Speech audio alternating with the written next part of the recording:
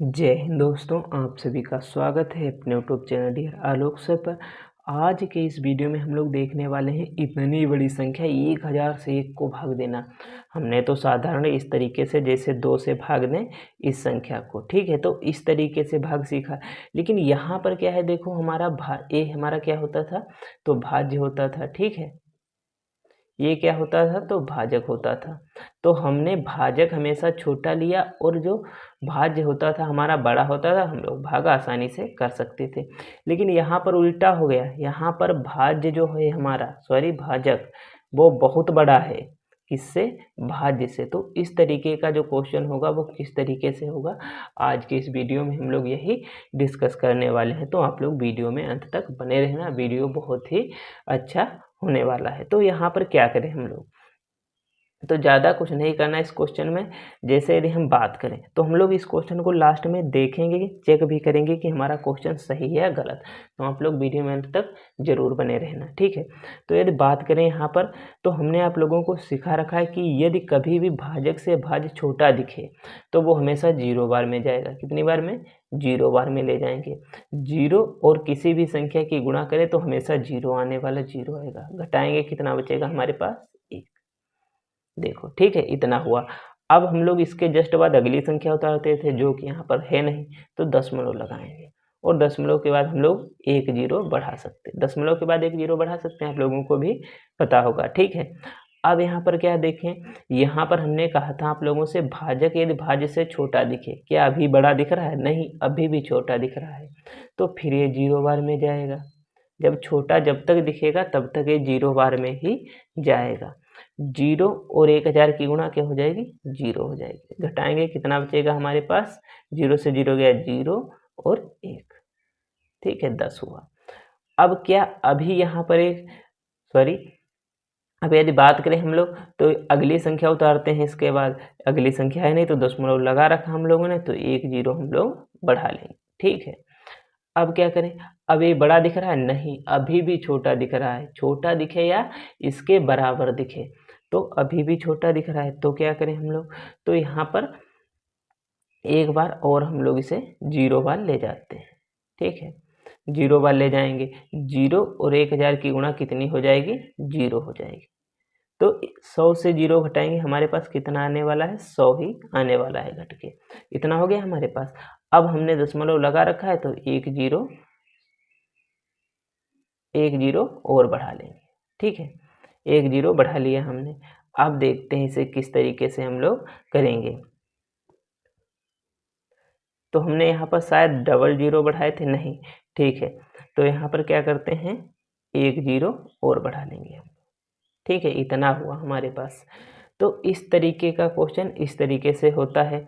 Sorry, यहाँ पर हमने शायद डबल 0 बढ़ा लिए हैं। यहाँ पर देखते हैं, देखो, पहले किया, फिर उसके बाद 1 0, उसके बाद 1 0, अब यहाँ पर, ठीक है। हाँ, तो यहाँ पर 1 0 डायरेक्ट हम लोग बढ़ाएंगे क्योंकि 0 बार तो हम लोग इस बार ले जा नहीं रहे हैं, ठीक है।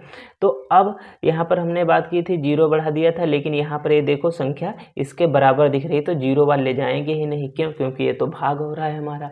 किससे भाग हो रहा है, तो 1000 यहाँ, 1000 यहाँ, तो ये 1 से भाग होगा। देखो, 1 बार में जाएगा, 1 और 0 की गुणा 0, 1 और 0 की गुणा 0, 1 और 0 की गुणा 0, 1 और 1 की गुणा 1। यदि हम इसे घटाएंगे तो कितना बचेगा, तो कुछ नहीं बचेगा हमारे पास। तो हमारा आंसर आने वाला है 0.001, 0.001। ये 0 लिखो या ना लिखो उससे फर्क नहीं पड़ता। अब हमने आपको बताया था कि बताएंगे भाग सही है गलत, तो इन दोनों की गुणा करें। यदि 1 आ जाए तो हमारा भाग सही। इन दोनों की गुणा करके 1 लाना है, तो किस तरीके से आएगा देखते हैं। कितना है ऊपर, 1000।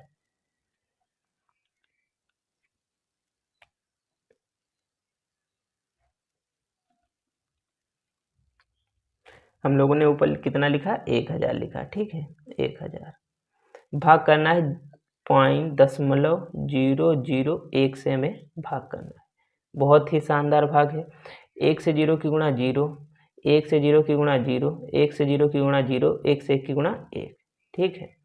एक स्थान छोड़ देंगे क्योंकि दूसरे अंक से गुणा करा थे। 0 से 0 की गुणा 0, 0 से 0, 0 से 0 की गुणा 0, 0 से 0 1 की गुणा 0, क्योंकि किसी भी संख्या से 0 की गुणा करें हमेशा 0 आने वाला। 2 स्थान छोड़ देंगे। उसके बाद 0 से गुणा 0, 0 की गुणा 0, 0 की गुणा 0, 0 और 1 की गुणा तो 0 हो जाएगा। ठीक है, अब इसे हम लोग जोड़ लेंगे।